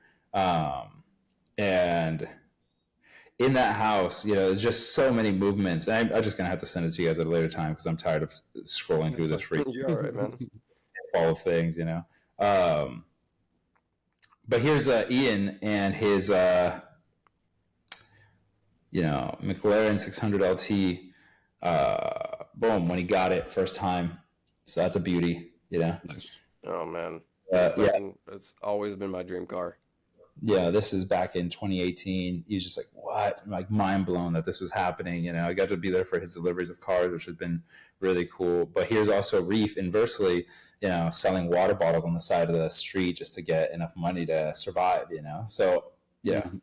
At this time I was like, car was about to be repoed, couldn't pay my cell phone bill, was dating a girl, there was a giant super bloom, Anza Borrego, a bunch of people would come out. I saw a bunch of signs of people, um, saying no more water. So I ran to Walmart, bought 24 cases of water, a kiddie pool, some ice. I pumped up the kiddie pool with a foot pump, opened the Prius back, put the water bottles in there with the ice, and I have this kiddie pool filled with water bottles. And people Nice. this is people This is crazy, the things I've done to survive. This is lines of people waiting to get water or coming up to me to get water. You can see them on the left-hand side there. Yeah. You know, just like, oh, we need to get water from this guy. And they're stopping and pulling off because they don't have enough water. Or people are stopping, and I had to tell them to start pulling over, because if they stopped on the road, I was getting in trouble, you know, for, I digress. Make $3,500 that day. You know, girl broke up with me later and was like, "You sold water on our date," and I was like, "Yeah. How do you think I pay for the things I pay for? Get out of here," you know. Me in like 2018, working off the side of a cliff, you know, like you just grind no matter what. You're just grinding, you know, trying to figure it out. So enter Alvaro Garcia, same season. I'm working 4 jobs, 16 units. I'm going 5 jobs. I worked at King Taco. I worked at Extapia as a server in Pasadena. I had to take the metro out there to go work. Took the Gold Line. It was awesome. Beat traffic. It was easier that way. And then Gold Line back. Monthly pass was cheaper than driving back and forth, and time waste, etc. And I could do homework on the metro. Or the Amtrak, the line. Ended up getting to also working at a VIP lounge for Irwindale Speedway in the boxes, and the owners' boxes, which was, again, being around incredible people and just talking to them and see how they navigated and walked and talked to those times. Would see like Formula Drift and stuff there. It was really cool. Worked at a church. I was a youth group leader for 7 years, and big love for the youth always. And then helped a guy out on Friday mornings at his house. He'd pay me $25 an hour to come and just do a bunch of remedial stuff around the house. Brilliant human, you know. And then on the side of that, I would collect sofas and tables and anything that I could find at yard sales for free or cheap and sell them on Craigslist or OfferUp, you know. So I would pay a little extra to rent the garage in the place I was staying, and the garage would be mine. I would just move units out of there, you know. Anything I could to make, cash flow. But I digress. Dating a really cute girl. She was working at Jersey Mike's. I had a packed schedule. One of my classes canceled. Went to Jersey Mike's, get a free sandwich. And sure enough, Alvaro Garcia is there. Enter Nicaraguan dude, short stature, but huge personality. Hey, what are you doing here? Huh? Starts talking to me. Talks to him about God, church, life in Barcelona, because he loves Barcelona soccer, and that's what I was watching on the screen for about an hour. The man's incredibly busy, but he chooses to sit with me for an hour. Never really articulated that till after, when you get busy and you realize, wow, you had 400 units of Jersey Mike's, and you had an abundance of things that you had to do in your life, and you sat with me. So fast forward. So he owned 400 Jersey Mike's? Yeah. Brilliant man. So he started Domino's Pizza, driving pizza in the 80s and 90s. And the brilliance of this human being, as he drove for Domino's Pizza, he would get $1 a delivery. So he got a BMW so he could drive faster. And everybody else would do like half the orders that he would in the night. He would just sling pizza and come back, And he made friends with the managers in different Domino's Pizza. So then they owned franchises together. They helped each other grow, sold units to each other, so then they can move off and do Jersey Mike's and do more franchising. Brilliant man. But he also owned a construction and paint company so that he could be his own fulfillment center. He was a person that taught me a lot about vertical integration is powerful, bro. Yeah, I love that. That's what I've done with AI business automations, and then also WeAssist. Now I build out automations for clients, because it's a big part of where the future is going, and then put in a trained outsourced professional on those AI automations. So now you have like full scope, everything that you need in one place, And now we're building a white label platform where other people could sell that on our behalf. So we're feeding more families. I don't want to make the money. You guys make the money. I don't care. I just want to be able to feed the families, right?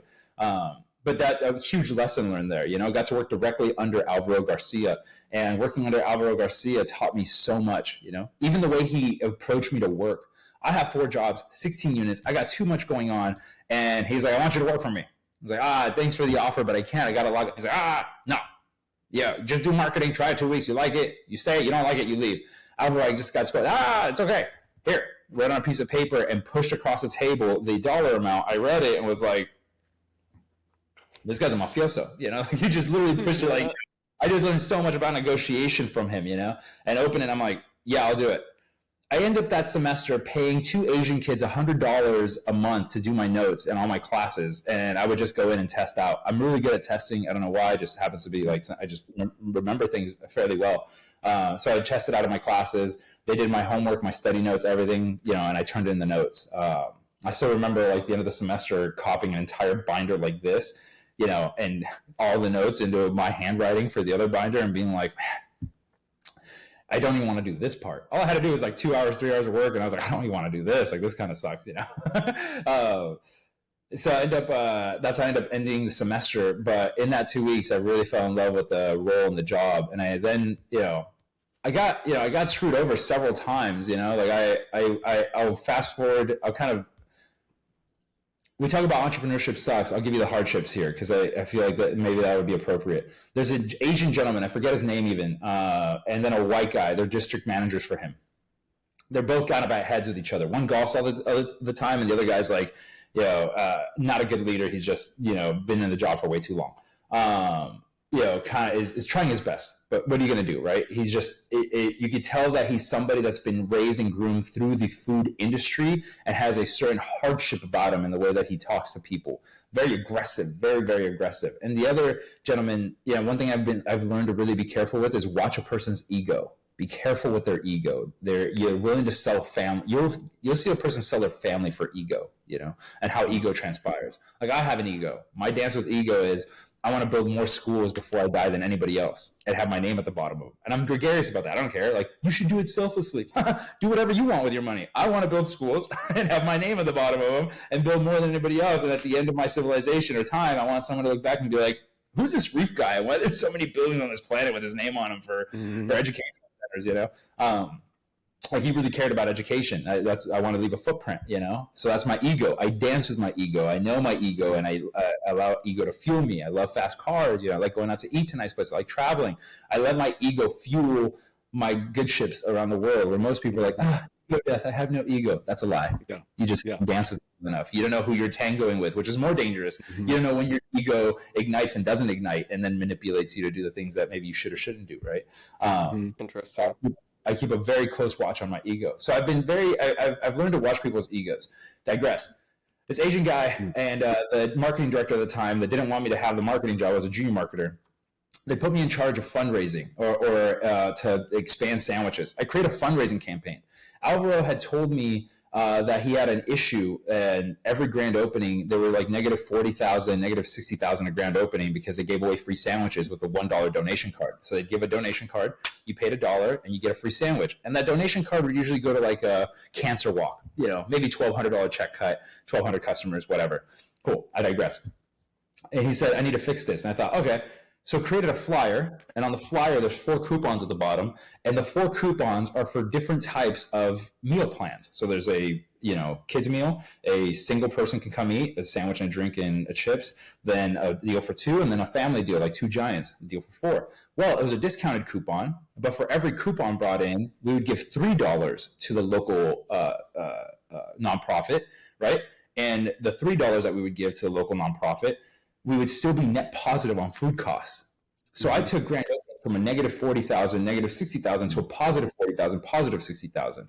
The way you opened a franchise was you had to have 400,000 in loan and 100,000 in liquid asset. And then they would ask you to launch. The 100,000 liquid asset was for the launch of the grand opening because you had to be able to handle food costs, labor, et cetera, everything, Long story short, it was taxing on business owners because that was a big ask, but it was their way of launching because they wanted to be good in the community. That's where I created the equally advantageous triangle and how I operate now all my life. So you guys are hearing kind of a little secret tidbit here. My equally advantageous triangle is a triangle where, very Illuminati here, everybody wins in the triangle. You have 3 parties usually, and you have to make it equally advantageous for all parties. Ready? We assist. And let's talk about Jersey Mike's. Jersey Mike's needs to become a community leader fast. So you find a nonprofit. Nonprofits usually money, but they have people. You have a business, right? Cool. And then you have eventually the end user, the person that's utilizing the service. A person wants to know that you care about something they care about. So you're now talking about their nonprofit or something that's close to their heart. In talking about something that's close to their heart, you are facilitating funds going there, and they have the population. but now you're creating the emotional connection to you as a business to what they care about. Now you've made the advantageous triangle. Every part is winning and you're all benefiting from the same relationship, right? So in WeAssist, same thing. You have a business that needs labor and needs secure labor and needs good people, right? Oh, you also have WeAssist that needs to be a beneficiary of finding clientele and figuring that out. And then you also have the outsourced professional, or people that need to get fed in other countries or in other places to make the world a better place and educate the masses, right? Now you create this equally advantageous triangle where everybody's winning. We take a small portion for making the connection and making sure it's facilitating and everybody's happy. The client or the company is making sure that they also have good labor so they can expand their business and grow their business. That's why every business is like my business, and I treat it that way. And then on top of that, they're also able to curate more impact by helping out other people get more of the same type of thing that they have so that they can grow their businesses. And then the outsourced professional is benefiting because they have a life unlike any other. They have a great relationship with the business owner. The business owner has a great relationship with them. It's an equally advantageous partnership. They're both growing, they're both learning, they're both expanding. And at the end of the day, you're feeding an entire family around the world. And that family is facilitating you feeding your family and your cohort. And then I'm just the person in the middle creating the opportunities, giving healthcare, family healthcare, connecting the dots. Equally advantageous triangle. All my business I try to create with that framework of equally advantageous triangle so that all parties are winning, so that people stay with you long term, right? So now I take it a step further and I go, hey, you know what? These coupons, let me do a cancer walk. Cool. I do the cancer walk. It blows up. Alvaro Garcia comes to the restaurant. The Asian guy, the district manager, who did not like me, and the marketing director at the time, who also were not very fond of me because I don't listen to anybody. I'm like, I'm going to do what I'm going to do. Good luck, you know? Try to hold me. Right. Yeah. Corral me. Good luck. You know, I'm going to like kind of a mentality. For better or worse, you know, I've learned to tailor that and manicure that in a way that's more digestible for people. But dudes enter, and Alvaro Garcia goes, hey, this store blew up sales last week. What happened? They both start talking to the talking heads, you know. Well, she put this fundraiser together and I facilitate that. And they were like pumping each other's tires the whole time, you know? And I remember asking for permission to go do printing. And they told me that I couldn't do the printing because they didn't think it was a good idea. And they didn't want to fundraise because it doesn't look good on their bonus structure. So they had told me, no, don't do this. So I took the risk of gambling my job, my position, my role to try to figure out this problem that Alvaro wanted. And these two heads were like, we did all of it, even though I was on the burner. Immediately, immediately get like a moment to talk, like, Reef, you have anything to say? And the Asian guy goes, no, he's fine. You know, and he used to do this thing when he get mad. He goes, he did like a weird snort grunt thing. It was interesting. Very, very short guy. And I end up going, well, Alvaro, I actually put this all together, and they told me not to put it together. And I went out to the school district, or not the school district, the Chamber of Commerce, and found the nonprofits and made all the relationships happen to put this all together. But I was told not to do it. And I just want to make it clear that I took the gamble here. I took the risk, and I put this all together. And this was my idea, you know, my project. I have the PDFs. I have the things sent out to people. And the guy goes, insubordination, and kicks me out of the meeting. You know, you're fired. Get out of here. Get them out of here. You know, this guy's a liar. And then pushes me out. And I end up getting in my car. I still remember in my truck driving up the 57 freeway, crying. You know, I was like, I lost my job. You know, I had told all these other people that I was leaving their job and I had this job, and crying. And phone ring from Alvaro Garcia, and I'm like, yeah. He's like, what happened here? Tell me your side of the story. And I'm like, well, I did this, I did that, I did that. He goes, they said they did that. I'm like, okay, well, I don't know what to tell you, Alvaro. I have like the emails, and do you want me to send you the emails? He's like, yeah, okay. I send him the emails and stuff. He's like, okay, so this was you. Got it. Okay. Put you to work under another district manager, you know? So he puts me on another district manager. First day working with this district manager, he goes, I've heard about your reputation. I'll let you know you'll do none of that here. Okay, sure, why not? A month later, I launched another fundraiser. But this time, I did it with the schools because I realized that what I'm needing is a bigger population. The cancer walks were only 1,000 people, very small population. A school district has 34,000 people.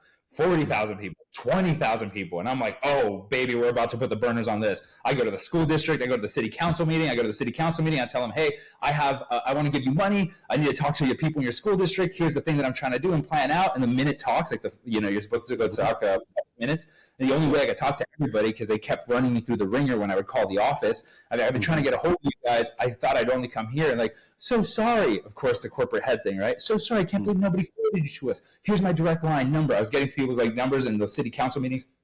So I would take that information and run to the school district meeting and be like, oh my gosh, I just talked to Pam and I just talked to this guy and I talked to that guy and they love the idea. I need to talk to whoever's in charge of fundraising. Like, oh, we need to talk to da-da-da-da. Connected all the heads. In city minutes where people are like, so I just have this ordinance that I want to... crack in my sidewalk in front of my house. Kind of thing, like people are talking about real issues and I'm there like, I want to give you money, so like they have this like chipper like 26-year-old 23 24-year-old dude like wearing a Jersey Mike's outfit, like gung-ho, ready to go, like, hey, I want to give you money, like let me be a part of your success story, and I start making the connections and I bring these schools together, and in bringing the schools together I do a fundraiser and it absolutely rips the wheels off of they can't staff fast enough. Like it is absolutely packed to the brim. And I put the schools to compete against each other and all this stuff. And the second day into it, I get fired. You're like, what just happened, By the He's like, new DM? Huh? By the new DM that they put you under that said you weren't going to do this here? The district manager, correct. He was like, you're fired, you're let go. I told you not to do this. Like, and you went completely against my, my word. Why all are this you getting punished for blowing things up? Again, I've learned that the ego... Making the people above him look bad. Correct. And instead of, good leadership edifies the people around them. Bad leadership... is, sorry about that. One thing that is, I think it's one of the laws of power in the 48 Laws of Power is never outshine the master, right? That's correct. Yeah. Head on. Here I am. This is Reef. Jersey Mike's, doing a grand opening. I mean, I am your quintessential, hi, my name's Reef. I am corporate Reef. Wearing Jersey Mike's. Oh, you look like such a good boy. Dude, I have a surfboard, everything. I am literally like the spokesperson of like, I just buy into whatever I'm doing. I'm like, if I'm going to do this, I'm going to do this at the highest level, and I'm not going to skimp. I'm going to try to do this as well as I humanly can, no matter what it was. Like even, oh my gosh, look at these photos. That's crazy. Even if you're talking about like me at King Taco, when I was at King Taco, I literally swept the floor and had like a mustache, just like you would, like the most Mexican style mustache you could imagine. And I would sweep the floors smiling, and people would be like, why do you try so hard? I'm like, why not try so hard? Why? So I want to ask you something, Reef, because so I was watching a Will Smith interview recently on a podcast, and he was talking about the combination of like the level of belief that of in magic, of like what you think is possible, and then like in the moment, like just saying fuck it, like believing that you can accomplish anything, and how powerful that is, right? So like a lot of people, I think, they acquire skills and but they play small, right? Or they think that it has to happen incrementally, and they're like the belief around like how quickly you can accomplish big things or whatever, right? Or if you just like, it's just like all around like limiting belief and not like just thinking bigger or playing bigger. It's like, even like I heard a story about Elon Musk where they were on the private jet and he was like talking to his like developer team, and they were like, this is going to take like, I don't know the numbers, but it's like 18 months or whatever. He's like, it needs to be done before we land the plane. Yeah, correct. Yeah, totally correct. And they did.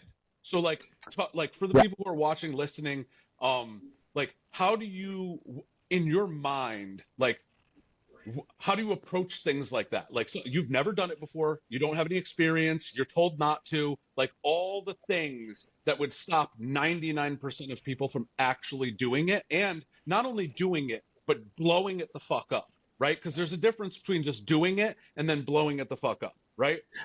Yeah.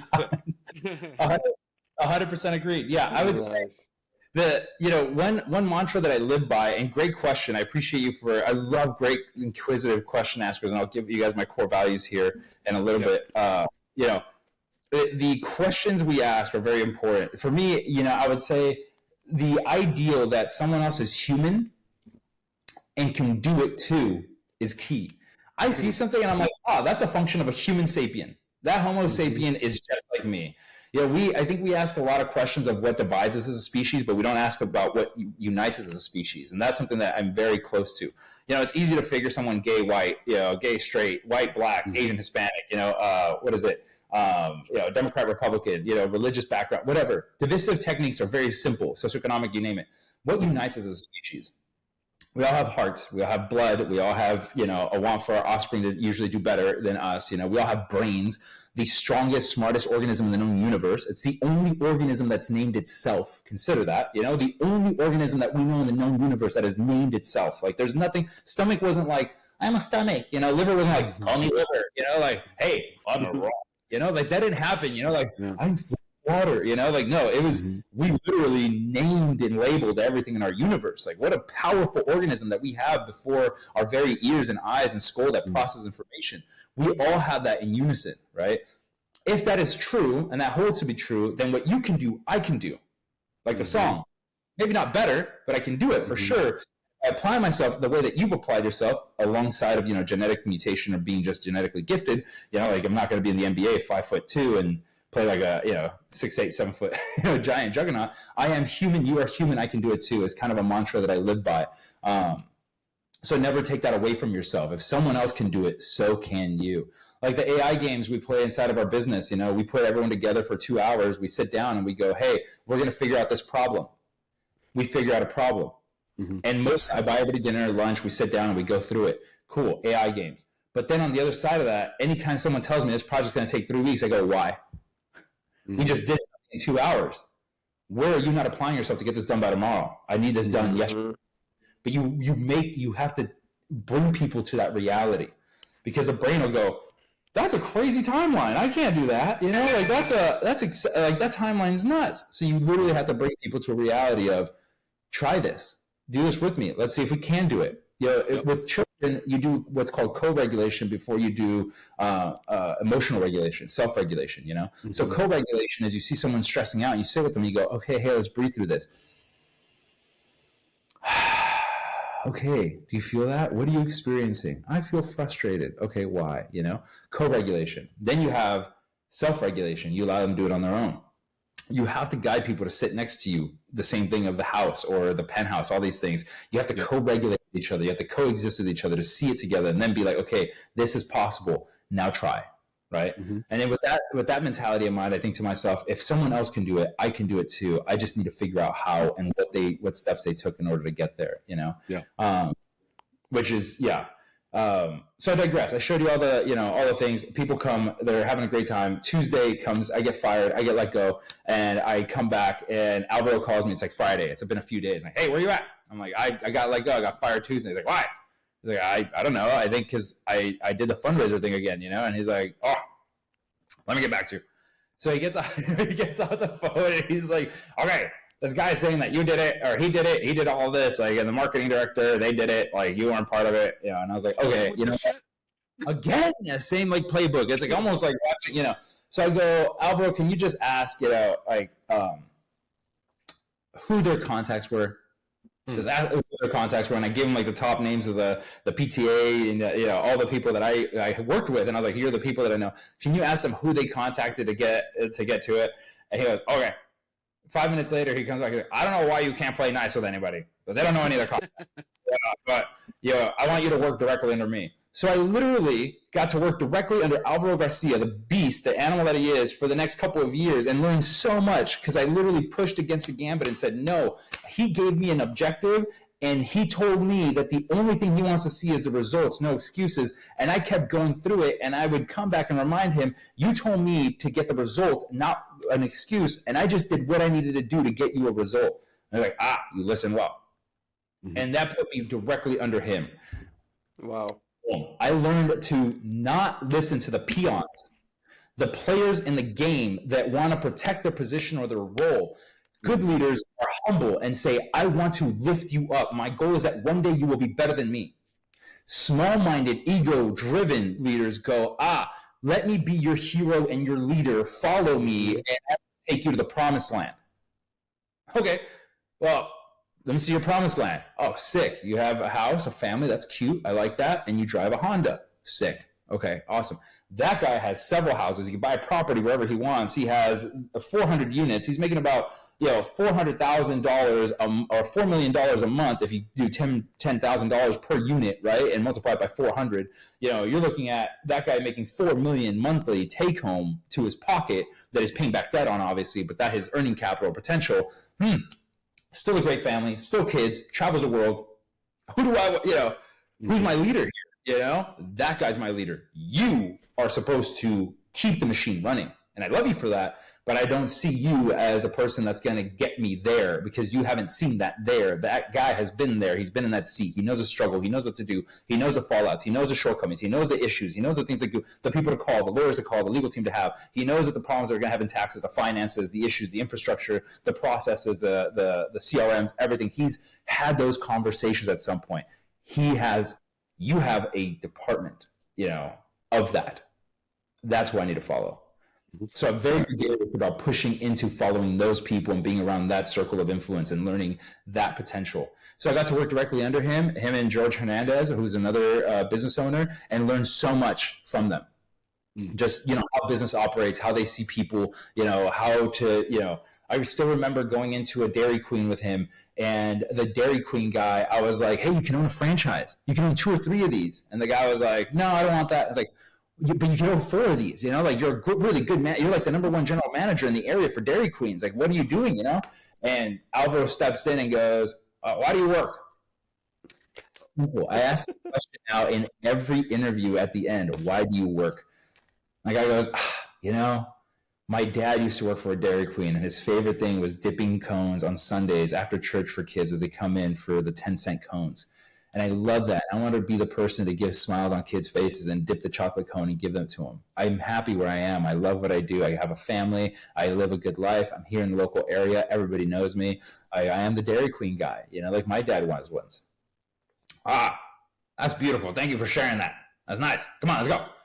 Jump into his G6, right? It's just like the Beamer, and we're driving. Dude drives fast. He's like, what happened there?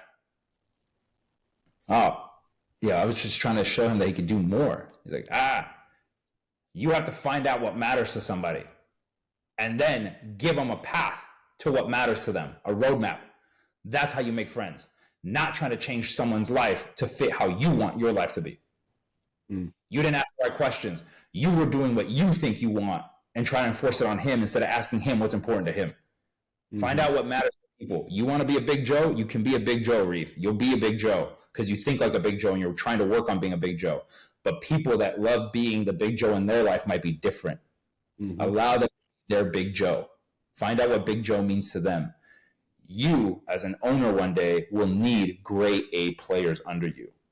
That's a necessary part of life. Not everybody can be an owner. Find those grade A players. Shifted my life, Made me see the world in perspective just from a single Dairy Queen instance, I, of course, have to be the one to take information in, understand it, digest it, remember it, and utilize it. Again, we're talking to heroes here, right? We're all heroes. We're all on the paddock. So we get that already. We don't have to share that. But he instilled these values in me by just working directly under him in his brilliance.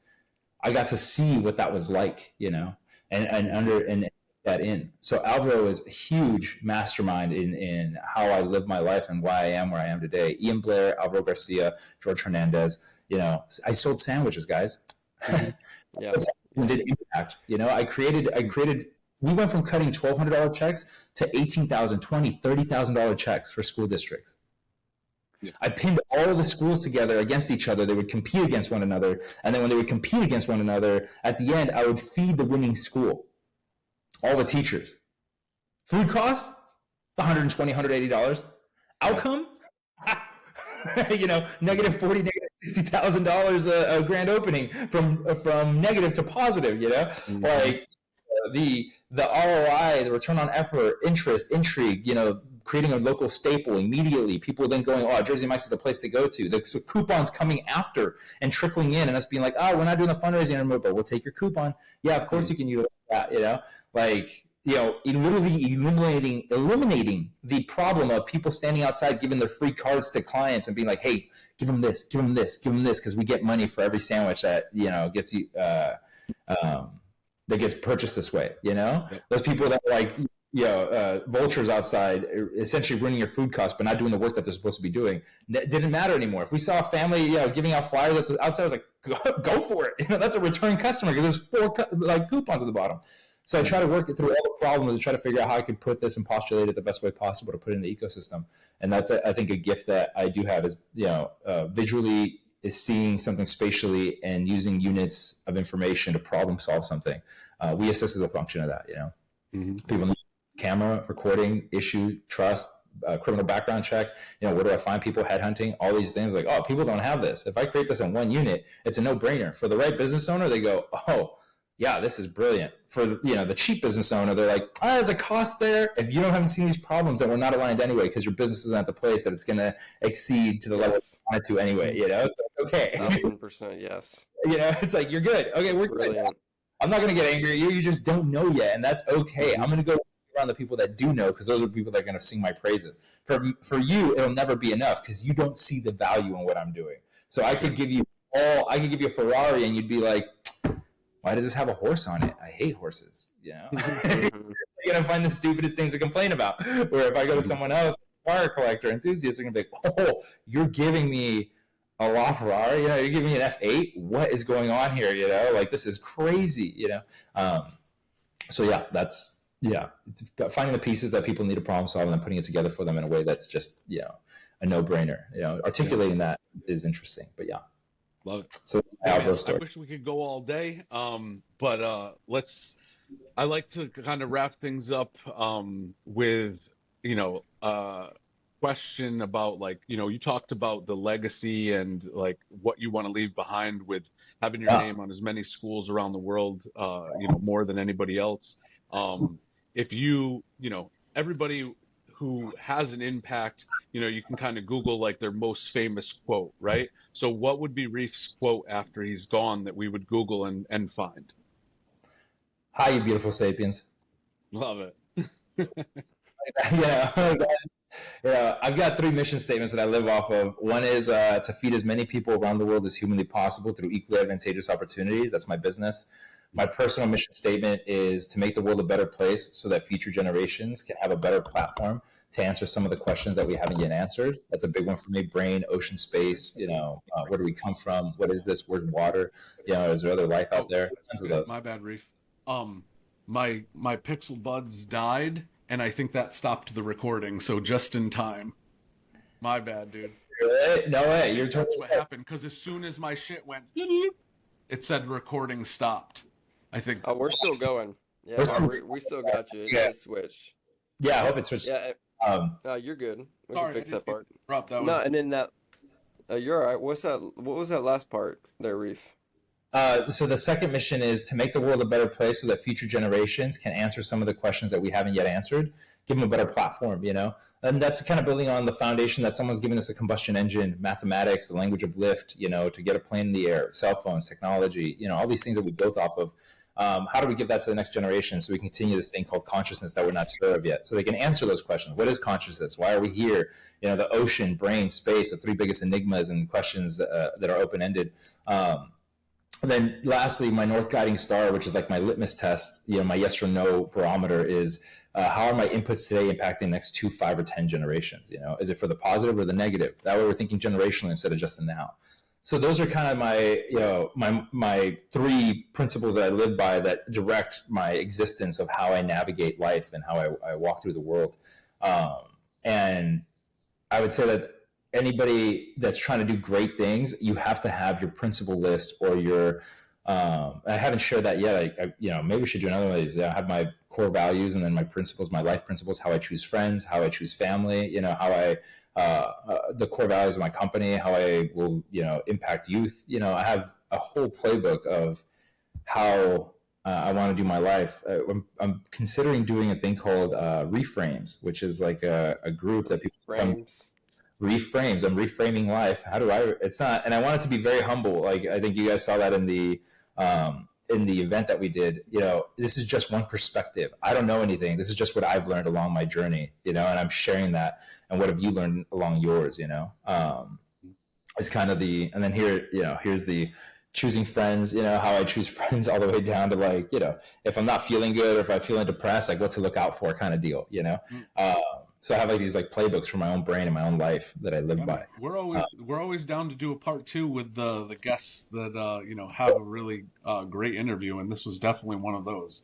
So, and you know, we're in each other's lives. I'm not going anywhere. So we can definitely do it.